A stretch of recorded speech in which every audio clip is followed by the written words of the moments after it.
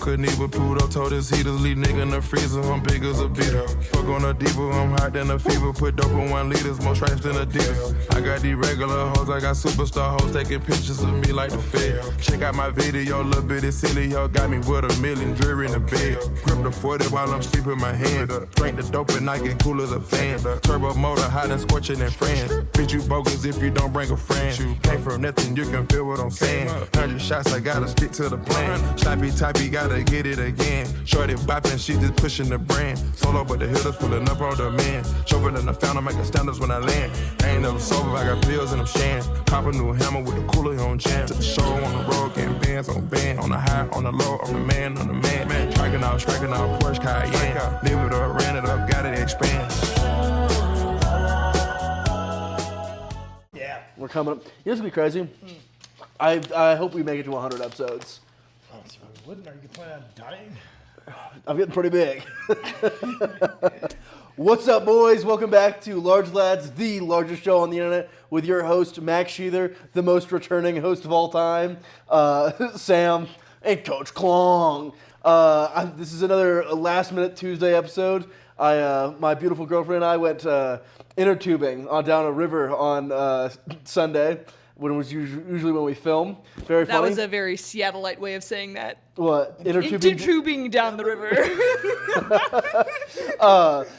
Believe it or not, it's hard to find an inner tube that is built for me. And so we ended up getting the Walmart one that was rated for 120 pounds less than me. And so what basically happened is we got disconnected from the group almost immediately, and I basically ended up scooching my way down a river with a deflating inner tube. So that was really that's a really funny activity. Kirsten was crashing out because you guys didn't check Ace Hardware. Oh, for the inner tube? Oh, darn. She's like, I'm almost certain Ace Hardware has a strong inner tube, but they didn't even check there. I even recommended it, and they ignored me.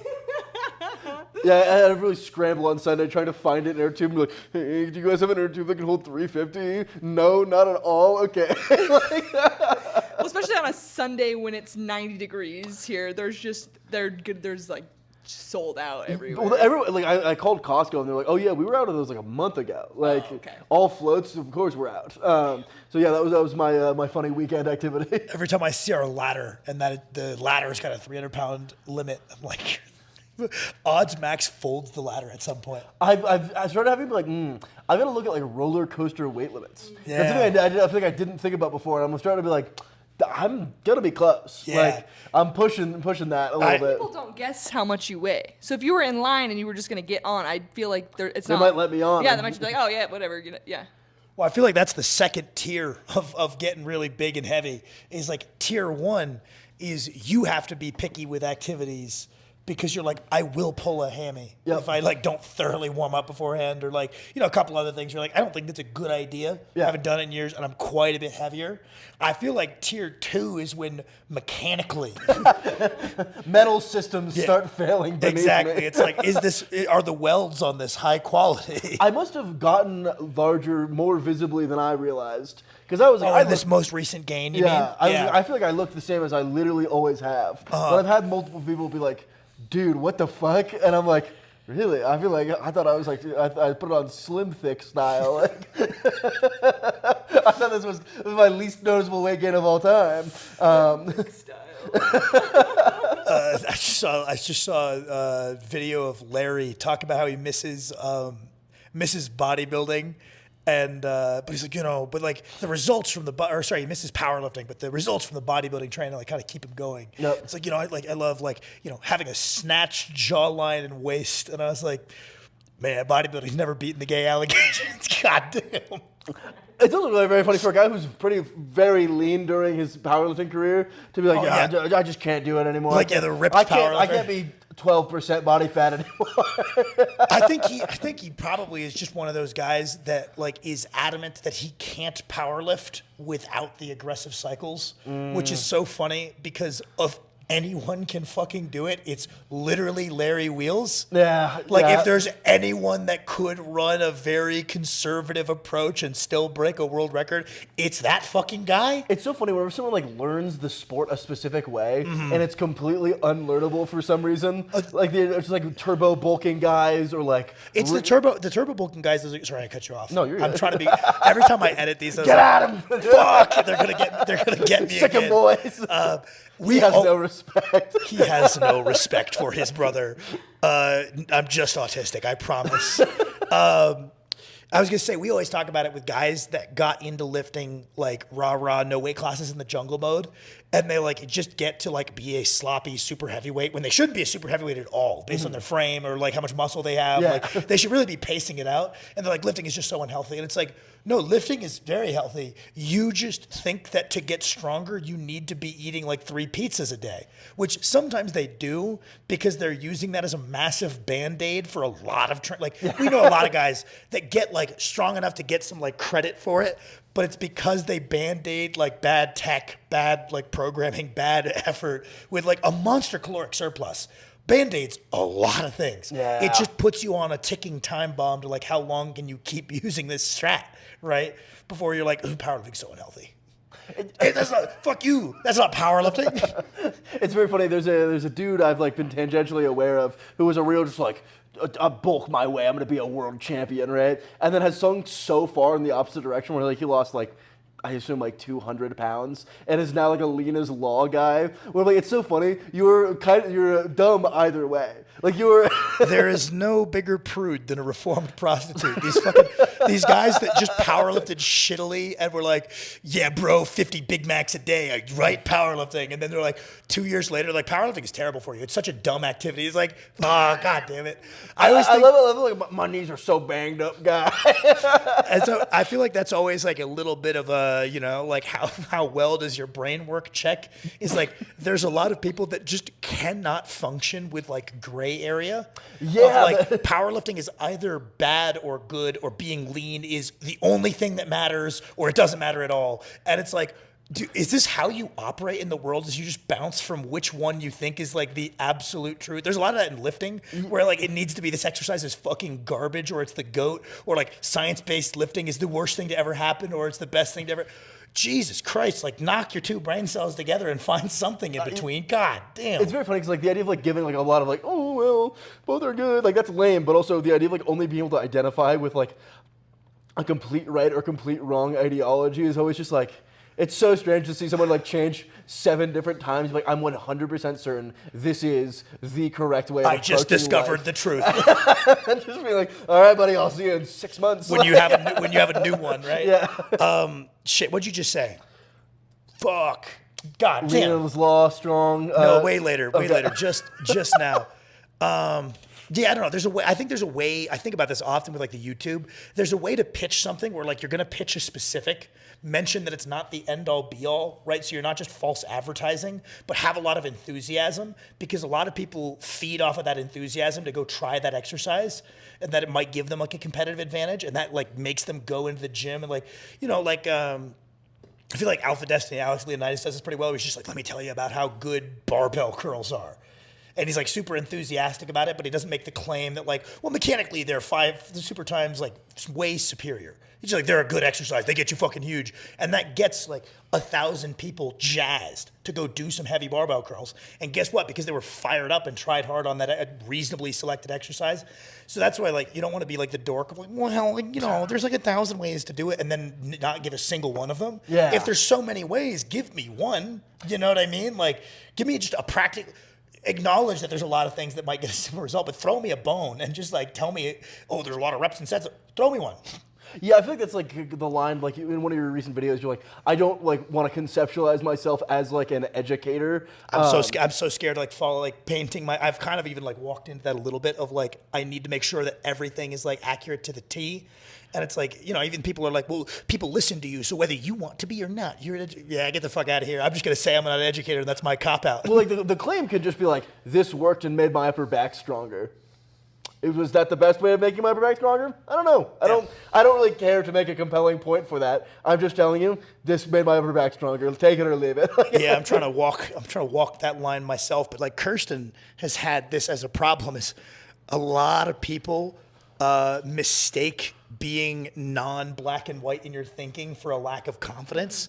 Or Like lack of knowledge. The number of like the most successful people we know in training are just people who are delusionally confident and being like, this is the method. yeah, because then it's they're like, bought in and they don't change it and they get after it. yeah, where it's like you know, like Jimmy, brand new to the gym, isn't looking for like an interesting discussion on like upper back methodology. He's probably just like, all right, this is the thing I need to do to look hot for my wife. All right.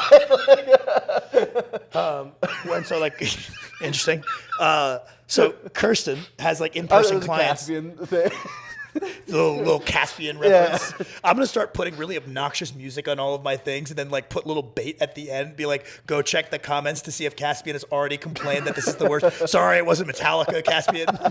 I love that guy. Man, he's a music gatekeeper. I was thinking about putting in a video like a prediction, like go check the comments to see if Caspian's already down there. What was the song? It was like 1-800-Rugrats or Oh whatever. yeah, 1800 Rug. Do you know who that is? No. He's just like a white. He's like a white rapper dude. His whole Awesome. thing is instead of saying the N word, he says cracker. Okay. It's something. And I heard it, and I was like, the first thing I thought was like, this would make Caspian so mad. This would really annoy Caspian. I remember I got like a rap crap comment on a training video I posted a long time ago. The only safe thing is Metallica, and I think the Zoomers might turn on that soon, right? Because like, yeah, no matter what genre you put, someone's gonna be like, "This is fucking trash." Like, I put a country song, trash. I put a rap song, trash. I try everything, even like metal. People are like, "This is fucking garbage." It's the wrong subgenre. Like. Yeah, and I'm like, I guess that's freeing because music-wise, there is no winning. So you Yeah. can pick what you want, like whatever like you think is gonna make the video good. Like it's kind of freeing. But Kirsten, you've had to like kind of almost have to. I don't know. I think you've done it really well to where you like don't over-report your confidence intervals, but like the way you phrase things with in-person clients. Yeah. Because they're not like it's weird. They'll hire you without believing in you yet, Yeah. and you still have to get their buy-in even though they're paying you. Yeah. Right. So you have to like present. Which is fair, by the way. There's a lot of really shitty personal trainers. So I get, like, if you don't know what you're walking into, and you're like, I want that personal trainer before you talk to them. Like, I get being like, what do you know about this? Yeah, and like wanting to hear a confident answer. Right. Well, especially because I'm not like 12% body fat with like a 6-pack abs who's like, I'm going to get you this. Yeah. Like, do you have any other thoughts on like how you're like, because you've noticed online clients by the time they make it to us, right? And they're like, I'm looking to be like, do the Sheather training thing, Yeah. right? They're already bought in and they're like coming in with the intent to listen to the details. Yeah. And like you've mentioned, you like that. Is there anything like you've learned in terms of like, for anybody that is a personal trainer, just in general, I think people kind of think this is an interesting dynamic of like presenting that greater confidence while still being like technically correct in what you say? Oh, I was kind of going to go a different direction. I was first going to say, like, I feel like the best thing for buy-in is paying attention. Like, if you know, you don't have to track everything I do because I'm a nerd. So then I can be like, this is 5 pounds more than you did last week. How cool is that? You got stronger. And they're like, oh shit, I'm getting stronger. And then like, even if they don't PR the next week, you just don't say anything. And then like the next week, then you're like, you actually hit a PR today. Or if they're really new, you be like, you PR'd everything today. How sick is that? You're killing it. I'm killing it doing this program for you, right? This is sick. So I don't know. That's a fun one. And then I think also just trying to explain like thoroughly if I don't think there's a distinct, how do I phrase this? If they ask a question that's like there's not really a right answer to, I try to explain out both sides. I don't just say it doesn't matter. Does that make sense? Yeah, like I'm trying to think of an example. no, but I it's think coming to mind. I know what you mean though, right? Because it's like some people get like a little bit more informed and then they just get to this point of like it doesn't become like what is it, movement positivity? It becomes movement nihilism. Yeah. Where nothing matters. I think it's better to have your little theories on what is slightly better and present them with some gusto to get your clients to buy in. People respond to that a lot better. Like if I think XYZ exercise is like, I don't know, 5%, like this very small amount better, but I really do believe it, right? And I say that with some enthusiasm. Yeah. They're going to be like, yeah, I have a little advantage over everyone else because my trainer has this method, right? And like, you're not screwing them over because if you're completely wrong and it is just full nothing matters, bro, cool. You're going to get the same result as you would doing anything else. But I can't believe that these little margins of difference aren't real. Yeah. They're just very hard to observe in studies. Yeah. So you end up being like, I'm the evidence-based guy. Nothing matters. And it's like, or what can be measured in an 18-person study is going to be frequently lost, right? In like standard deviation. People aren't following like a strict diet. A lot of the time there is oversight. It would have to be a big difference to show as statistically significant. Yeah. But that doesn't mean that there isn't this cool like difference in results that like we should get pumped up about. Yeah. What were we talking about with the? I don't remember. What's the next one? So we got a little bit lost. Sorry. I did my big Saturday. It's my big Tuesday, but I did my big Saturday today. So A little bit brain fried. I feel like all three of us are a little bit. Fried today. I appreciate you guys putting up with us. Powerlifting versus strongman. Things that are more fun in training versus less fun. Like things that you found more. Like because both of you guys have competed in both. What are the things that you've been like? This is way more fun, or like, ooh, this is actually like not as enjoyable for me. I have one. When I first started doing strongman here, the guy who was running the strongman comps at Billings, there were really, really strong ladies who he was basing the numbers off of. So like I would do the novice category obviously because I was new, but I was like looking at the weight class categories for like in strongman they select weights for you, and I was like, after novice I'm screwed. I was like, some people I feel like would take that as like an impetus to be like, oh, exciting, maybe I can get one rep. But I was so far from even like hitting potentially one rep with what would have been the working weight for like what they selected for like the middle weight, or I think at that time I was like 180. So I would have had to be like a heavyweight woman lifting the heavyweight weights as someone who like, I did a novice comp and I won. Now I'm like thrown in with the big dogs. So that was like, that could either be fun or not fun. But that is a weird one. The idea of like your local meet director is like way more influential because like obviously I know a lot of people who are like, I hate my local powerlifting meet director. A good one is cool. A bad one is like, it's usually not that horrible. Like usually the meet might accidentally take 3 extra hours, and that sucks if you're like family members or like, I want to go home. It's 9 p.m. Yeah. We've run into that like a few times where it's like somehow the meet takes 12 hours. But like for strongman where it's like, oh, all of these events are like super lame and maybe like actively hindering my progress. Where it's like he comes up with this weird wacky thing because he's one of those like eccentric strongman guys. Just like, this is my only option because I live in. Yeah, where it doesn't necessarily prepare you for the next level of shows because your local guy is so dead set on being unique that you're not practicing the things that you would want to, like, you're not really working on a lot of the fundamental skills because every show is so quirky. You know which one? Sorry, to bring it back to the weird buy-in one. You know, you'll think this is funny. I bring it up because it's funny. The fact that we're at like 3 separate dudes now that adamantly don't understand that if Kirsten benches the same as them, they should shut up and listen, not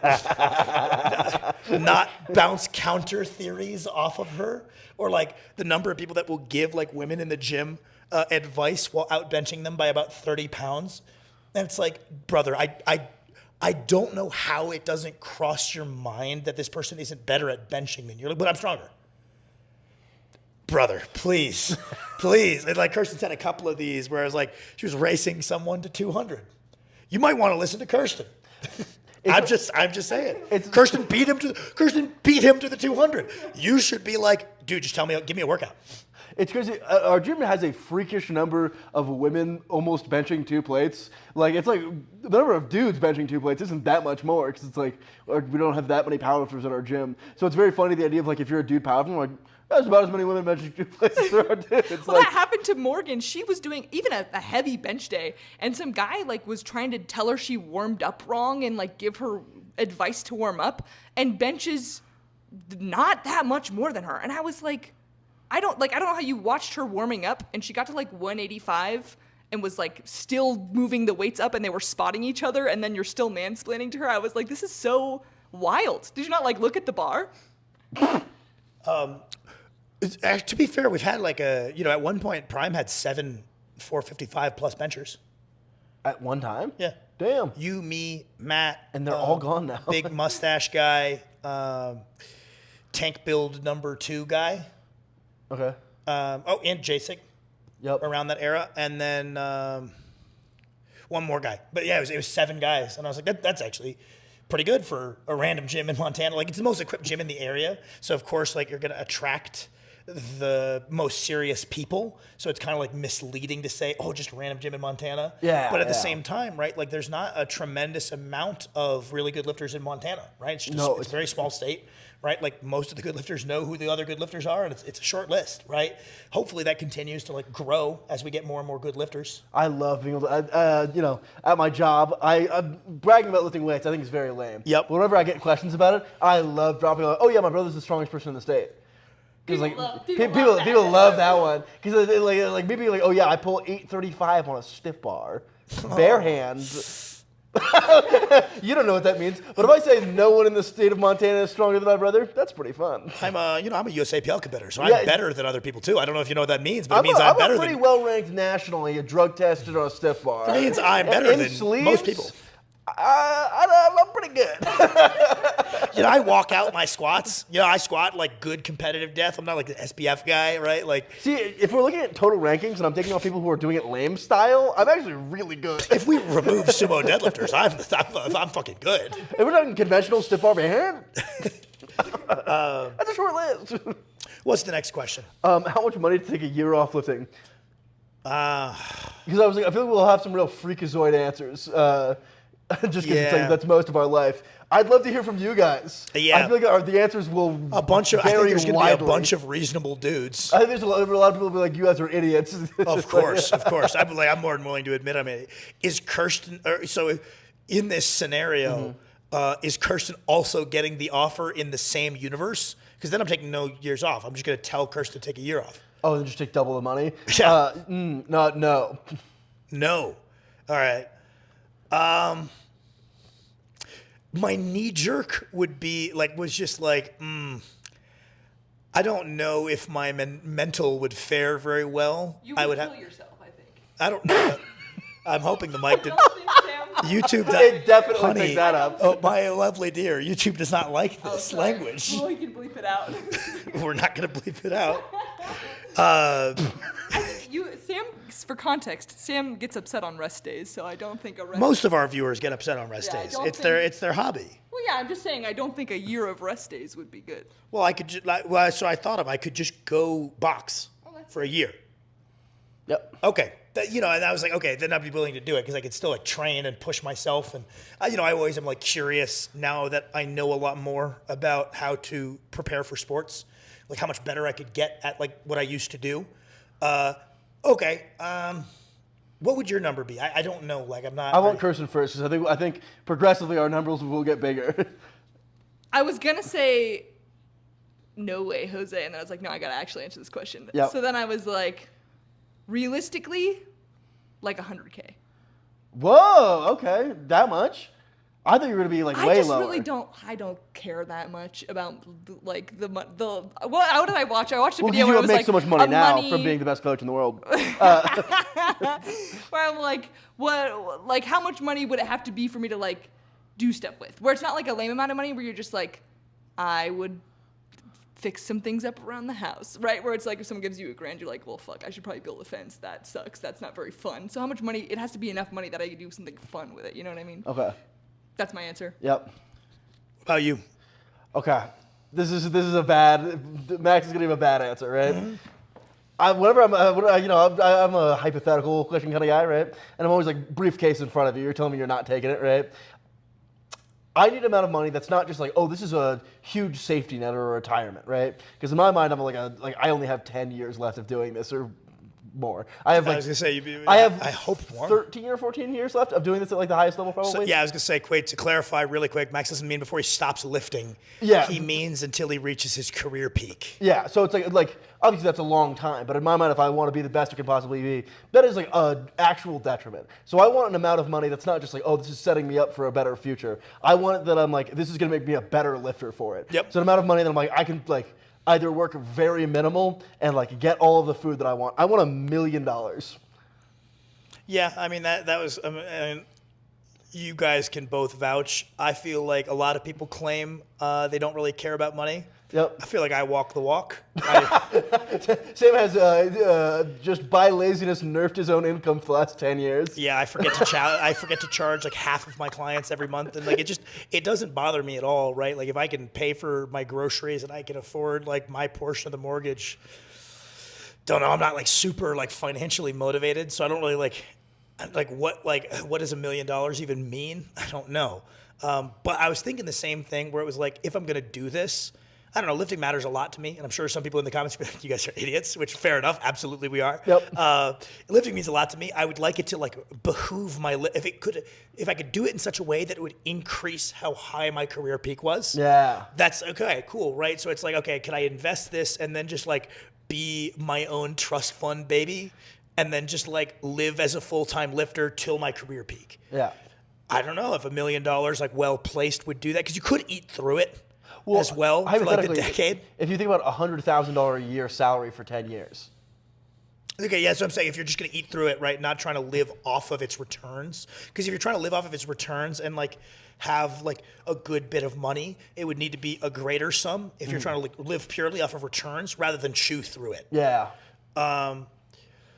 Shit, I would feel really guilty chewing through it, so I'm gonna have to pick a bigger number. Okay. Right? Whatever size like these trust fund babies that are living very comfortably, however big their trust fund is, let's do that. I feel like 5 million. Fucking 3, 4, 5 milli. Yeah. Do you feel like you would be able to handle the existential like discomfort of not lifting for a year? If I could box, yeah. Like I like to train. I like to push myself. Yeah. I like to see improvement. Right? But like, It's like just like you'd be able to slot it in. Well, it's like, like I was never like powerlifting wasn't like, oh, this is my everything, right? Like the sport it's improvement. It's pushing yourself hard, and it's physical training is just kind of like how I relate to the world and how I exist in the world. Is like that's part of a day-to-day life. I could slot it out for other physical training, and I think I would be perfectly fine. It's just an absence of training that is what you would be worrying about. Yeah, okay. I fear I might lose the $1 million on a technicality. I think you might gamble it away if that's what you're calling a technicality. No, I was not. Also, I want you guys to know that I don't have a gambling addiction. Sam said that last week. Crazy joke. No, Max absolutely. Max is a like. You should say he's like at risk. Maybe he's like somehow like it's like being pre-diabetic. You're like pre-gambling addiction. No, it's okay. If you knew someone that really liked crack.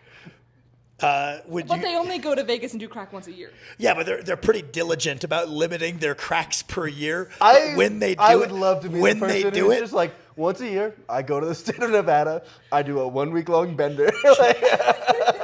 Whatever you would call that person Yep. that likes crack too much, but they know they like crack too much, so they have some kind of structure to address it. Yeah. Maybe a functional crack addict. But it's not even like, You like it too much. Like it's not that it's not that doing it is that bad. It's that you have the exact psychology that everyone that ruins their life gambling. That's a very funny thing I discovered when I was like 21. Is that like I went to a casino with my dad. Yep. And I remember I got back and I was like, that was pretty cool. And then I went to Las Vegas for another meet or whatever, right? And I gambled a little bit more. And I was like, I remember I texted you. I was like, identified a problem. This might ruin my life. Yeah. I felt you were really... I don't think it's not going to, because I'm like I have a good enough support structure in my life, and I'm like disciplined enough to not let it, I hope. But I was like, this is too much of an itch. Yeah, I think if you I've never had anything else like that in my life. I feel like if you weren't like unusually mature for a 21-year-old where you're like have goals set out for your life and you're like pretty objective of like, will this get in the way of achieving my goal? And if it will, I would use my discipline to make sure it doesn't derail me. If you weren't pretty abnormal for a 21-year-old, I could have seen that being a pretty big problem. Yeah, that's the real answer of like, who would Max be without lifting weights? Gambling addict. It's like people that identify really quickly that they like drinking too much and without going through like the full binge drinking phase. I really got a lot of respect for those guys. They're like, I can't do this have one. an addictive personality. So, some people can. I can't do this I'm one. not going to do this one, right? Like, I have a lot of respect for that. Like, I feel like that's a very mature read to be like, we're shutting that down before it starts. That's going to go bad. That was a headline of mine when I went to Las Vegas. So it's become a joke now, is that whenever I go do anything, it's the gambling retreat. Should we go back to the fun, not fun strongman question? Do you have something else to add, or? No, I'm just curious if you guys have any. Shoot. Max hasn't done Strongman, so it's mostly just him hating on Strongman. That's not true. Okay, that's right. It is 100% true. I was going to say shot put is the only other activity I've done seriously, so I can be like, that's my comparison of a different thing I've done. Yeah, I like that it promotes being more well-rounded, right? Like, you're punished for being in bad shape. I think that's great. I like the idea that, like, this is the best strength athlete in the world. They get winded going upstairs. I'm not gonna lie, that bothers me, right? Can't fit in an inner tube. But you're in good shape. No one believes me. No one ever believes that you eat clean, are very athletic, and are in good cardiovascular. No one ever believes. My wind bike times are decent, I think. Yes, Max cranks out good 2 miles on the wind bike.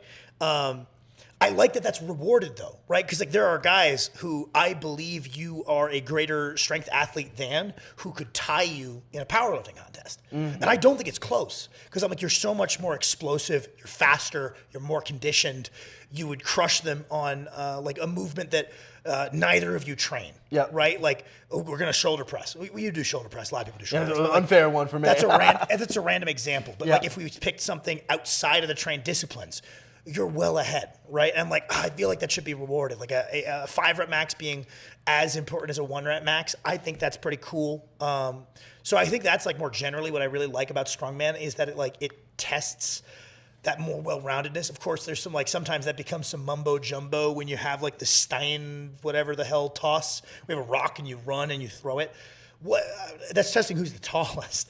I don't know. Like, sometimes in our efforts to be like well-rounded, sometimes in our efforts to be like well-rounded in what we test, I think we get into some goofy shit. Like, I don't really think that the what are the rocks with the rings? Remind me. Denny stones, or like the other like ring stones. I don't think that's really testing a discrete category. Like, I love bag toss, even though it's a little bit like, it's pretty height bias. I still think having a proxy for like explosiveness is a phenomenal like power output. I like that there's deadlifts. I like when there are squats. I like that the overhead rewards whole body strength, because you're allowed to use your legs. And guys who are more mobile are rewarded for being more mobile while still being strong. But sometimes there's some fucking bullshit. I was gonna, I'm not a true powerlifting hater, I'm not a true strongman hater, right? But I do love powerlifting quite a bit. For you, is there like the fact that like there is stuff like sandbag where you're like, oh, like this is a weird thing that I have to train separately, as like this is a skill movement that I'm doing on like time, or like we talked about last week, we were like, oh, I have to train this more like an athletic movement that I don't have specific sets and reps, or like how do I fit in the amount that I need to do to be a good strongman? Is there like appeal in that, like being a probably like slightly more complicated structure? I don't know if it's more complicated, but I like that, again, I like that it's an audit, right? Where it's like, if you can kind of get away with having an area of your body that is really like not on par with other really strong guys in powerlifting, if it's not something that's called into play, more than likely it's gonna come up in strongman, right? Like, there are guys, let's just say they got really weak obliques, right? And like they sometimes tweak their back on walkouts on squats, but it's not really punished. Get under a yoke. It'll immediately expose that. If you have like incomplete triple extension, right? Do a lot of things in strongman, right? But like, let's just say the sandbags and the Atlas stones, it's gonna expose that, right? So I think that like there are these movements, and it's not even that I like the movements as much as the fact that the movements will show you where there are holes in your abilities as an athlete. I guess in my mind, that's like more of it. Sorry to keep cutting you off, Christian. There's like more of like an indirect route in that, where like there are people that I'm like, I am a better, in my mind, I'm like, I think I am a better strength athlete than you, and that you could beat me, right? And that's like, oh, like that's like I'm doing all these things better in my training, and I feel like I have a better like holistic strength, and my like, technique is like, but you've specialized in powerlifting, and that you could beat me right now, right?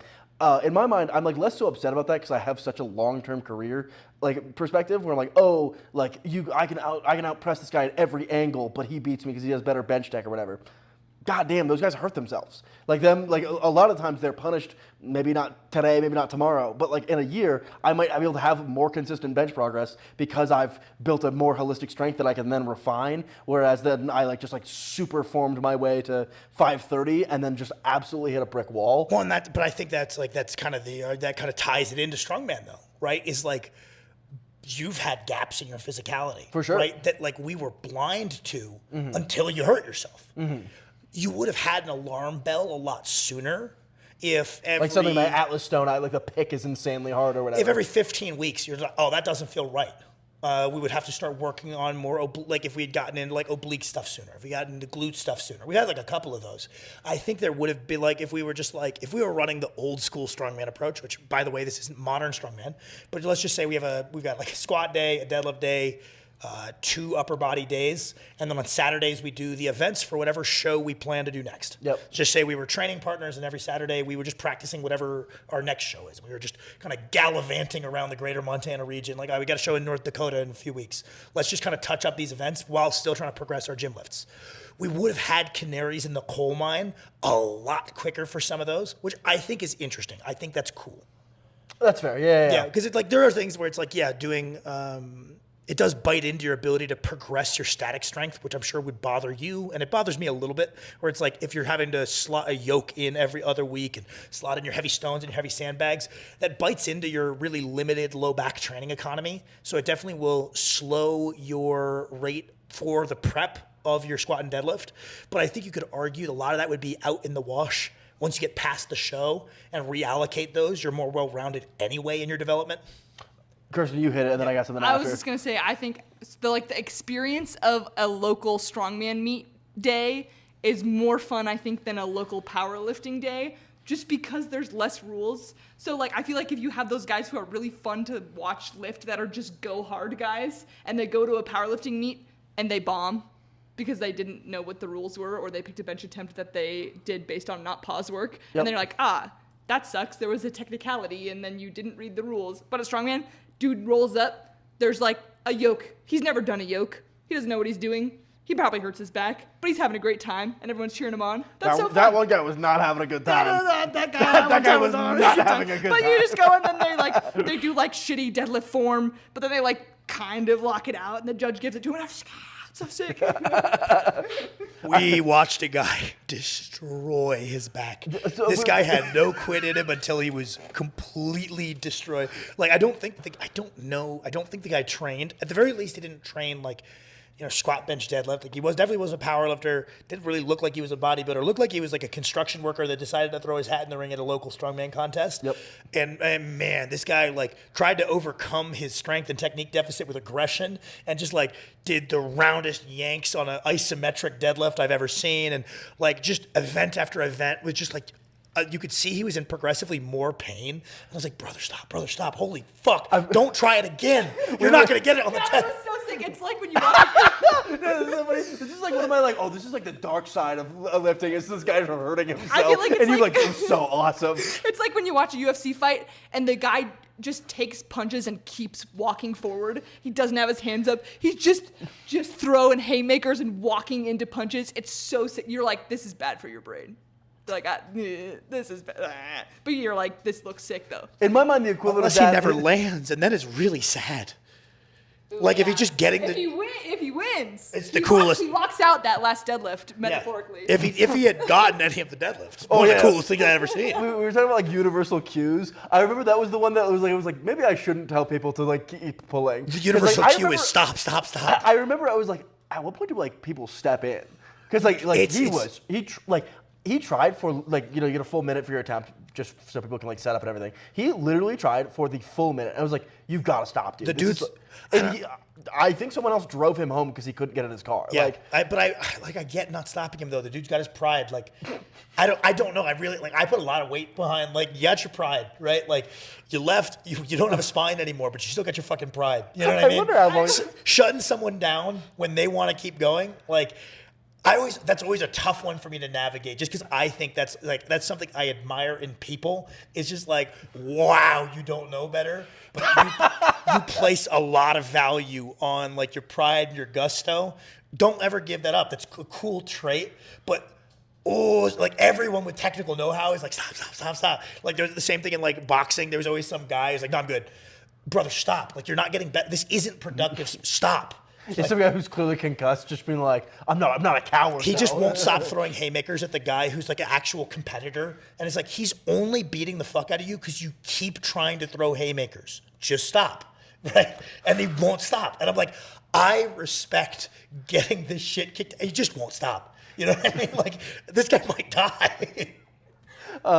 Yeah, I feel like back to the strongman enjoyment one. I've always said that I'm like I feel like I would be good at strongman training, and that like I feel like I totally understand what you're saying. Like you're rewarded for a lot more stuff. I feel like I'm a pretty technical lifter. I feel like I'm pretty good at like getting good at like moving objects, and that like maybe I'm not being in my mind like rewarded for all of the extra steps I'm doing in powerlifting right now. But in my mind, it's all gonna come together. All of these people are gonna be fucked up and losers in like 5 years, and I'll still be winning. Which is funny because that was like Alex's worry for you was like, oh, he's too young and too specific. And it's like Max is so much more general as an athlete than all of his competitors. Like we do a tremendous amount of bodybuilding work. His vertical has been going up and up and up. Like all of our non-specific qualities have been rising. Like that's something that like we're still expecting to be rewarded down the line. Like we rate our lack of specificity. The great critique of me being us being like, that's crazy. I just fully don't read that at all. A lot of that's your Instagram, right? Like where it's just like it is SPD, and you're like, look, guys, I did a pull-up, and it's like people might not know that you do those every single week if you only post them once a year. Be like, look, guys, I can do dips. I do post my dips often. It's the one thing that people seem to like. That is a funny one where it's hard to parse. Like if you follow people to try to figure out what their training methodology is, if there's things they aren't posting or what they decide to post, you're like, this is a very bizarre system, but there's like obviously way more going on behind the scenes. Like people watching, there's a really good lifter here, Kinsey, and she was doing really heavy dips and she posted them and everyone was like, that was crazy. She's doing dips. Or I like talking to other ladies at the gym. I noticed she was doing dips and I was like, that like, then you were like, oh, that's probably like one of their main like bench accessories. But it's just funny because if you don't follow closely, you don't see that that's like a regular part of her programming on a weekly or a monthly basis. Well, I've posted less and less of my like actual work stuff because no one on Instagram seems to like my actual work stuff. So my Instagram has, I think, really looked more and more that like I'm an SBD single only guy, which is really funny because it's 1/3 of my training block. But I'm like, meh. I'll just post what's interesting that people want to see. Yeah, well, exactly. Like, I don't think anyone's at fault. Like, you get all the guys who are like really big into it or really, really trying to study, right? And they would watch anything. Yeah. They're like, no, post that boring shit. And you're like, sure, right? Like, I get that you're trying to find that, right? But I get like literally 1/3 of the people watch it, which is like, I'm not trying to get like, you're not gonna make any money off your Instagram anytime soon. It's not that you're greedy and, you're just trying to grow your clout, right? Like, no, like, you read it as feedback of like, oh, people were less interested in that.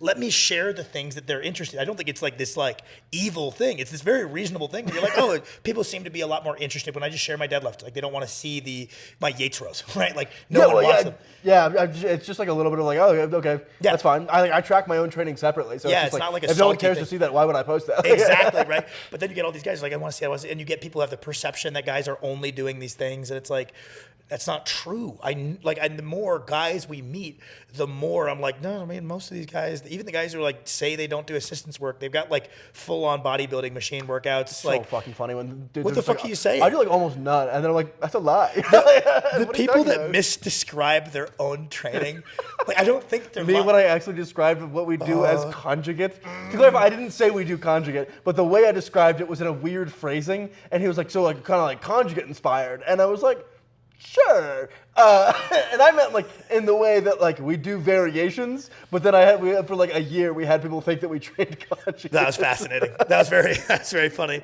Yeah, Max went on like a podcast that basically was like, yeah, we basically do conjugate. And I was like, what the fuck? I did not say that. You got like bullied into being like, yeah, basically. Well, we do like variation blocks sometimes if we're not like prepped to hit a PR, and then I somehow said that so awkwardly and bad that I implied that we do conjugate. Bamboozled.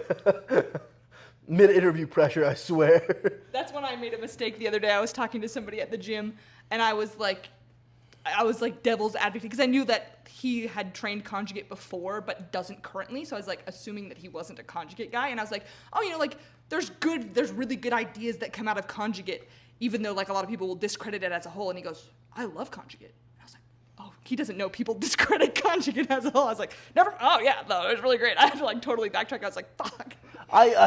You remember your teacher was like, when he heard that you and me powerlifted, he's like, you guys big West Side guys? Because he like watched that like Vice documentary. And you're like, no, not at all, actually. Like, It's really funny. He was like, so you want to be the next Louis Simmons, huh? And I was like, no. It was so funny because it was clearly him thinking he was like coming in cooking and be like, show some ready for knowledge. the name drop. And I was like, no, man, I don't think there's anyone I'm taking less from. Like, that's always my my great fear is if I'm like trying to like show, I'm like, hey, I know a little bit about your hobby, right? And there's be like, dude, you're fucking. me just talking to any fucking person who plays chess, like, so that Magnus Carlsen guy, he's pretty good. I'm knowledgeable of many things in life. Like, Bullet chess is hard.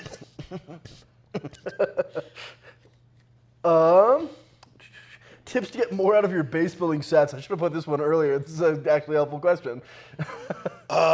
So, who wants to go first? I can just rattle off. Let's go. The Let's very go. basic ones, pause your benches and also squat deep. Boom! You heard it here, bitches. Two. Sam and I have been having, I feel like, a conversation that I've been liking lately about, like, I don't know, it's not like a universal thing, but on, like, true base building accessory stuff, about this, how there's certain motions that, like, max velocity your early reps actively detracts from your set. Specifically, like, as an example, like a leg extension, whereas, like, if I'm just, like, true soccer kicking it, I'm not getting the actual squeeze portion at the top of the lift, because I'm able to, like, at the bottom, basically get enough force that I'm only doing 3 reps of a true full like stretch and contraction. And mind blown, I did the same thing on hamstring curls where I was like, maybe I'll stop full kicking those. And I was like, oh god, this was way better.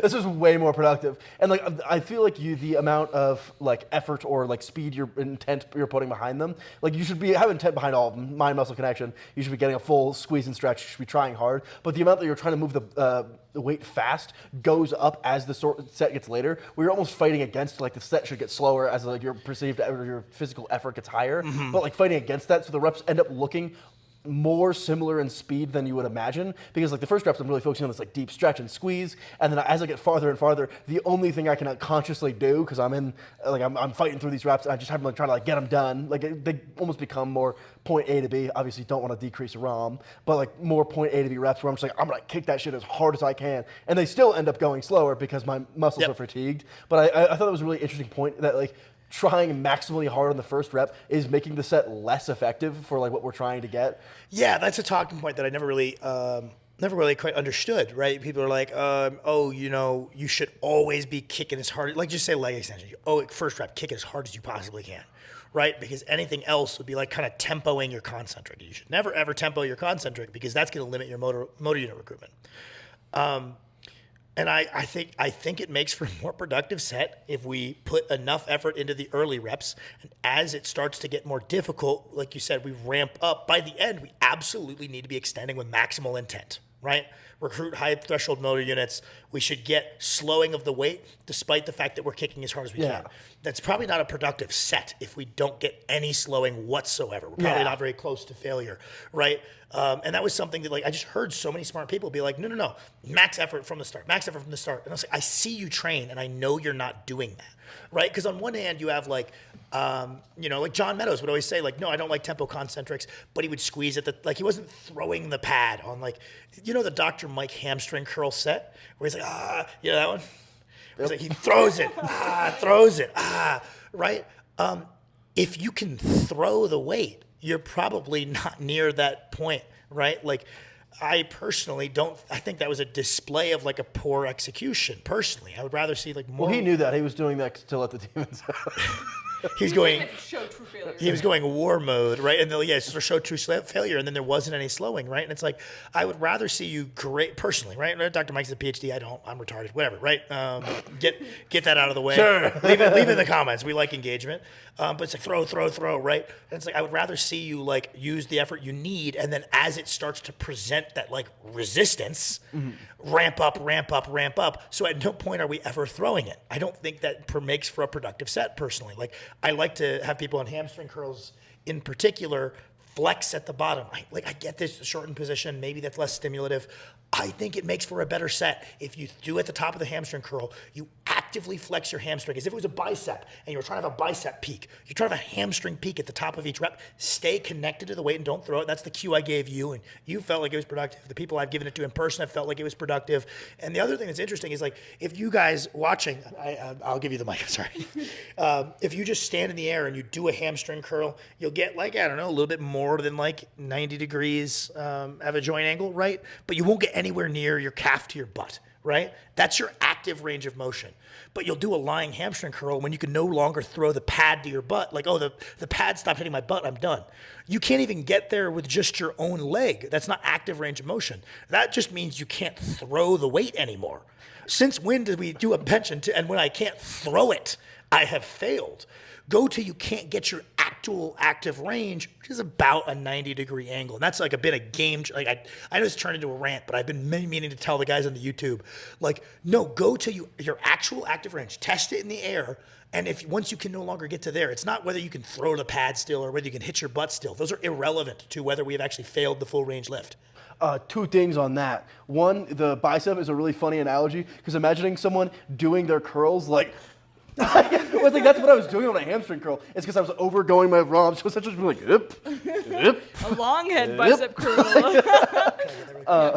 That's what I said to Kirsten on our walk the other day. We were taking the dogs out. And it's like, I hear all these guys say maximum effort on their early reps, but I don't see a goddamn soul taking their 15, like Dr. Mike. He's like, look at this. No, you should throw the hamstring curl.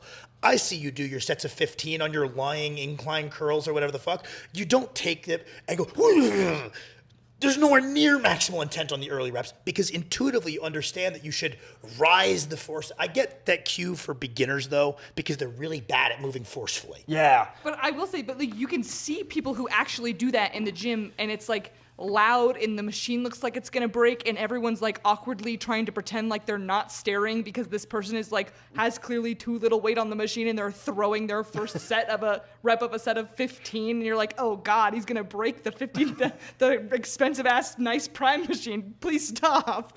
Well, I feel like there's something of like, instead of putting like maximal effort into moving the bar from here to here as like fast as possible, right? It's like you're putting as much effort as possible to get like this part of your arm as close to this part of your arm as possible. Or like the same thing with the hamstring curl where it's like, I don't need to go fast, but I'm trying to squeeze as hard as fucking possible from the first rep. And then, the thing I was gonna say, really helpful note, this is a thing I've messed up many times.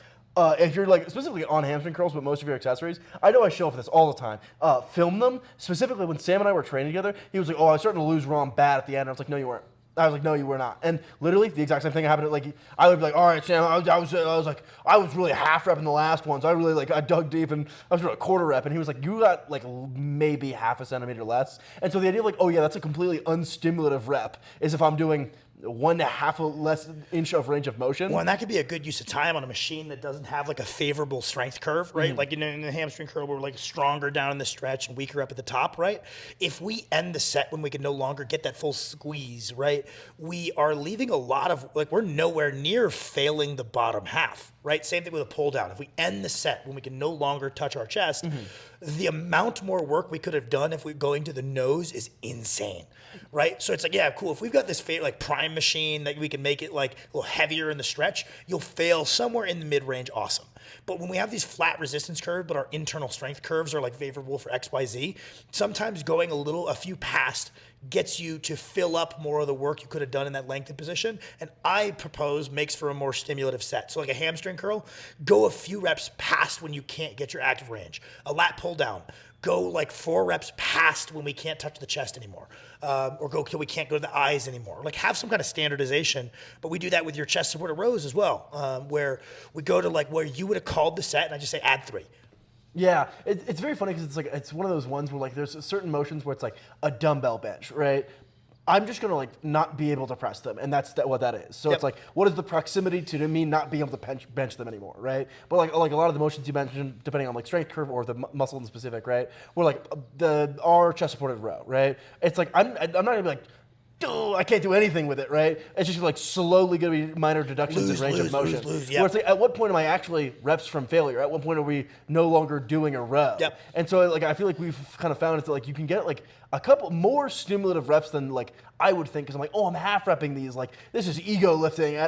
But then I was like, these are like really, really like what feel like insanely effective reps. If nothing else, it's great for strength, right? Like if you argue, oh, that's excessively fatiguing, bad for everybody.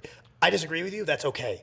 It's good for strength because the guys that we met way back in the day, I remember two of the guys we had met with the strongest upper backs were habitual half reppers on their pull down. I love you, Jasper, but you don't do a full range on your pull down. So funny, Jasper, for context, 275-pound man. He was like, oh yeah, I'm doing pull-ups today. And I was like, how many pull-ups can you do? He said 25. And I said, I don't think you can do 25 pull-ups, Jasper. He goes, I'll do it right now.